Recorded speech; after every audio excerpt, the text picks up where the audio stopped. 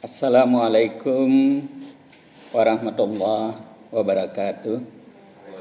Selamat pagi, salam sejahtera untuk kita semua. Buenos dias. Puji syukur kehadirat Allah Subhanahu wa Ta'ala, Tuhan yang Maha Esa, harus selalu kita panjatkan. Berkat rahmat karunia-Nya kita diberikan kesehatan dan kesempatan sehingga bisa mengikuti acara MUBES PPI Spanyol 2023. Saya diberitahu bahwa MUBES ini dilakukan secara hybrid. Saya berada di Aula KBRI Madrid, sementara peserta lain ada di banyak tempat. Saya juga mendapatkan informasi bahwa acara ini tidak hanya diikuti oleh PPI Spanyol, tetapi juga dari sejumlah negara. Karena itu, saya ingin memanfaatkan kesempatan berharga ini untuk menyampaikan sejumlah hal. Pertama, saya ingin mengingatkan bahwa adik-adik yang tergabung di PPI Spanyol ini adalah anak-anak muda yang luar biasa. Kenapa saya katakan luar biasa? Karena hanya sebagian dari anak-anak muda di Indonesia yang bisa mengenyam pendidikan tinggi. Dari sebagian itu, sebagian lagi baru bisa menikmati perguruan tinggi yang berkualitas. Sementara sebagian besarnya walaupun masuk perguruan tinggi tapi tidak perguruan tinggi atau belum memiliki ranking. Nah, adik-adik sekalian, bukan saja bisa menikmati perguruan tinggi yang berkualitas dan itu berada di negara Eropa. Jadi tidak berlebihan kalau saya mengatakan saudara-saudaraku sekalian ini adalah anak-anak muda yang istimewa. Banyak teman yang mengatakan bahwa mahasiswa itu calon pemimpin. Bagi saya bukan. Mahasiswa itu sudah menjadi pemimpin. Apalagi yang berada di Spanyol ini ada yang sudah mengambil S2, bahkan mengambil S3. Saudara adalah anak-anak muda yang menjadi pemimpin. Kalau bicara teori kepemimpinan, ya, ada level kepemimpinan, ada wilayah kepemimpinan. Nah, karena itu saya ingin mengingatkan kepada adik-adik sekalian, jangan menunggu setelah lulus nanti. Saya akan memulai, kalau saya merujuk pada apa yang dilakukan Bung Karno, presiden pertama kita. Beliau melakukan secara konsisten, sungguh-sungguh, ya, apa yang disebut membangun karakter bangsa. Bangsa-bangsa besar, bangsa-bangsa yang maju, bangsa-bangsa yang hebat adalah bangsa yang memiliki karakter. Karena itu penting sekali membangun karakter bangsa ini. Karena implikasinya akan kemana-mana. Dalam penegakan hukum, dalam masalah keuangan, dalam masalah eksekutif, legislatif, dan seterusnya. Coba lihat kenapa bangsa Jepang itu maju. Karena bangsa ini memiliki karakter. Saya berkali-kali ke Jepang dan tidak hanya berhenti di gedung pemerintahan, di jalan-jalan besar, tapi sampai di kampung-kampung. Bangsa Jepang adalah bangsa yang sangat detail. Hal yang sampai sekecil-kecilnya diatur, direncanakan, dimonitor, diperhatikan. Sangat disiplin masalah waktu. Sangat peduli terhadap fasilitas publik. Mereka menjaga, tidak merusaknya. Itu sebabnya bangsa Jepang, walaupun alamnya itu tidak seluas Indonesia, bahkan tidak seluas Amerika, tanahnya tidak subur, hanya sebagian kecil yang layak dihuni, tapi bangsa ini diakui oleh dunia sebagai bangsa yang besar. Coba lihat di Spanyol ini atau di Eropa secara keseluruhan, mobil-mobil Jepang menguasai dan seterusnya. Nah, karena itu kita sebagai bangsa Indonesia, khususnya adik-adik yang tergabung di PPI ini, saya menghimbau jangan nunggu nanti setelah lulus baru berbuat. Sekarang juga saudara bisa buat dalam konteks membangun bangsa dan negara. Sekarang ini kita memasuki tahun politik, ya. Saya berharap adik-adik sekalian berpartisipasi dalam banyak hal. Ya. Pertama, coba ingat-ingatkan teman-teman kita, ya, saudara-saudara kita di kampung yang tidak mengerti, ya. Jangan mau jadi korban dalam pemilu, hanya sekedar iming-iming sembako, uang 50.000 rupiah, 100.000 rupiah, kemudian masa depan kita gadaikan. Ajari mereka, beritahu mereka, ingatkan mereka bahwa memilih pemimpin itu penting sekali. Paling tidak bagi bangsa dan negara 5 tahun ke depan. Kalau suara kita bisa dibeli 50.000, 100.000. Nah, ini bagian dari implikasi karakter bangsa. Belum lagi mereka yang mau digiring-giring, ya, diajak membuli-buli, apakah langsung atau lewat sosmed, diingat-ingatkan. Bukan begitu bangsa yang besar. Kalau mau jadi bangsa yang besar harus dewasa dalam berdemokrasi. Boleh berdebat, boleh saling mengkritisi, tapi gunakan kata-kata yang santun. Adik-adik PPI ini kan masyarakat yang ilmiah. Bangsa yang maju saat ini dan ke depan adalah bangsa yang rasional.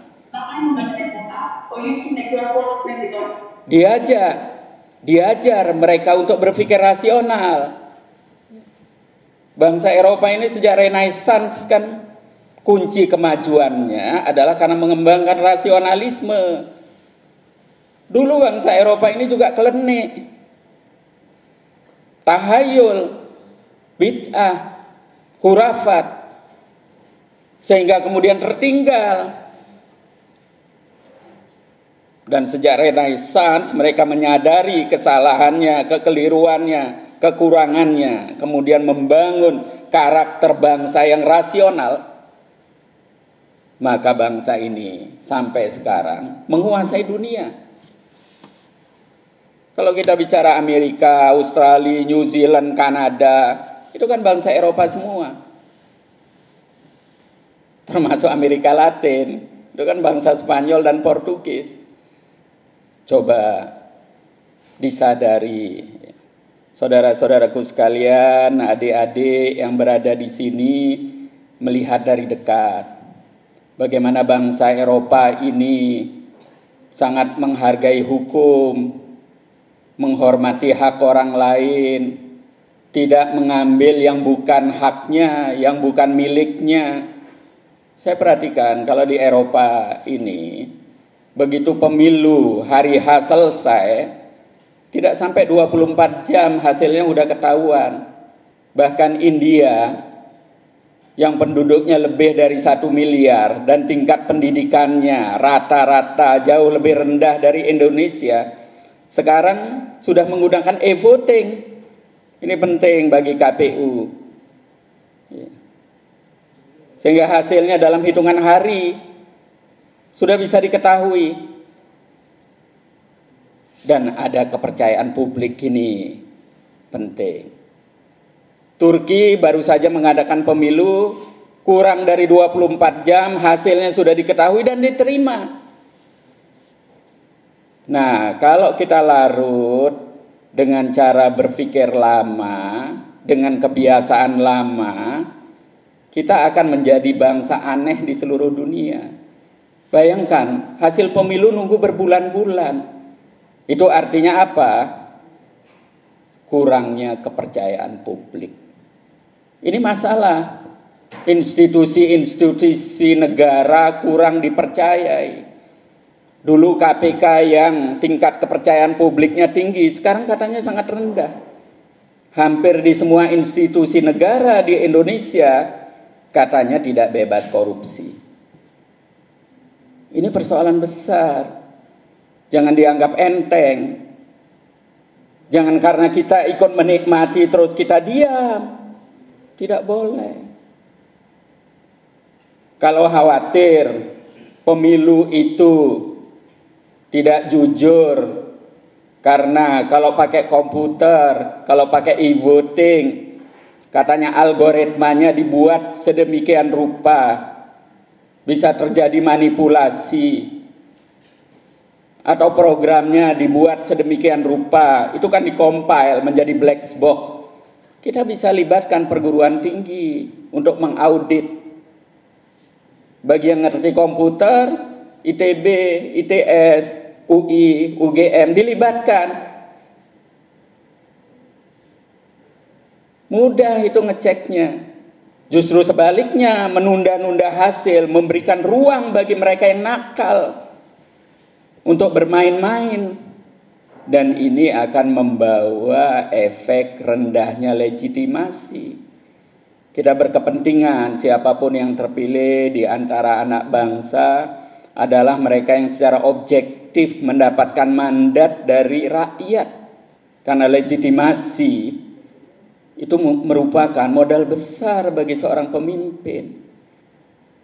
Mendapatkan kepercayaan, diikuti oleh masyarakatnya. Karena itu di tahun politik ini ya saya kembali mengajak PPI untuk berpartisipasi.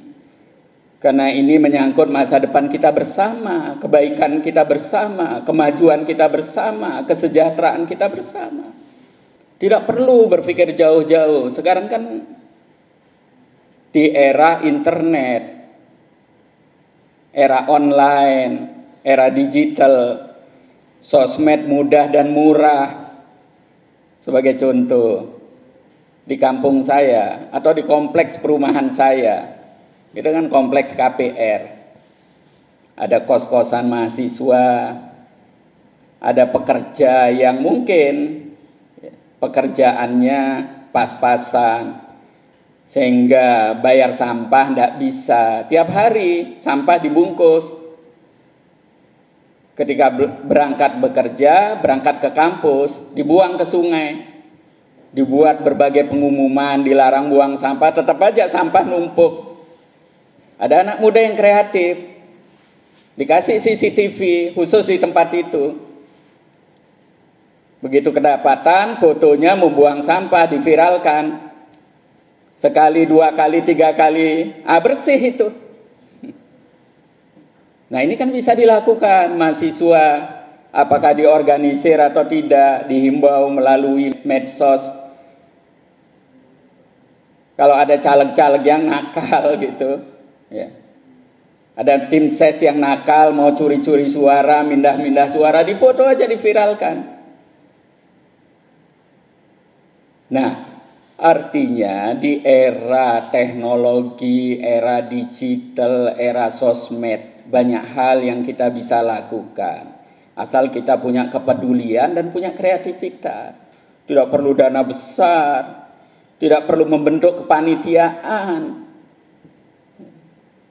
Di Indonesia itu kan apa-apa bikin panitia, anggarannya habis untuk panitia. Pemilu juga gitu, bikin tim ses. Ya. Yang sukses timnya, ya. Para caleg, para kandidat wali kota, bupati. Yang gagal bisa gila, karena uangnya habis dimakan tim ses. Nah, ini hal-hal yang saya kira tepat waktunya saya ingin mengajak adik-adik sekalian untuk memotret secara objektif persoalan bangsa kita dalam rangka bagaimana membangun bangsa yang berkarakter, bangsa yang kuat, sehingga bangsa kita bisa besar, siap bersaing dengan bangsa-bangsa yang lainnya. Saya kira kalau masalah-masalah ini kita perbaiki, tentu semuanya memerlukan waktu. Tetapi saya yakin kalau ini kita bisa bangun, melanjutkan cita-cita besar Soekarno, saya yakin ya, cepat atau lambat ya. Karena Indonesia itu besar sekali. Indonesia itu luas sekali. Alamnya subur dan kaya sekali. Kalau dikelola secara baik, dikelola secara benar, maka Indonesia itu cepat sekali maju dan menyalip bangsa-bangsa lain. Saya kira ini pesan-pesan saya di saat yang sangat berharga ini. Saya memiliki keyakinan anak-anak muda kita, generasi muda kita, apalagi yang berada di perguruan tinggi, itu sudah terlatih, diajar berpikir rasional, objektif, dan kritis. Apalagi yang berada di Eropa ini. Karena saya meyakini Anda adalah orang-orang hebat. Karena itu saya berharap tingkatkan kepedulian kepada bangsa dan negara, dan ambil inisiatif betapapun kecilnya, sehingga itu akan menjadi bagian dari kontribusi saudara di dalam memajukan bangsa, negara, dan mensejahterakan rakyatnya. Terima kasih. Wassalamualaikum warahmatullahi wabarakatuh.